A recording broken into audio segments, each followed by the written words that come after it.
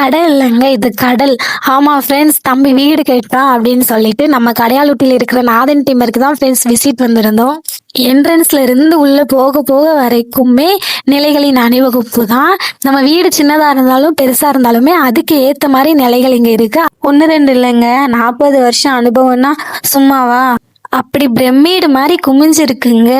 எல்லா வகையான நிலையை பார்த்தே பிரமிப்பாச்சுன்னு இந்த சைடு வந்தா, இதுவுமே கண்ணு கெட்டு தூரம் வரைக்குமே நம்ம கதவுகளின் அணிவகுப்பு தான். அந்த காலத்துல இருந்து இந்த காலத்து வரைக்குமான எல்லா வகையான மாடல்லுமே கதவுகள் இங்க கொட்டி கிடக்குங்க.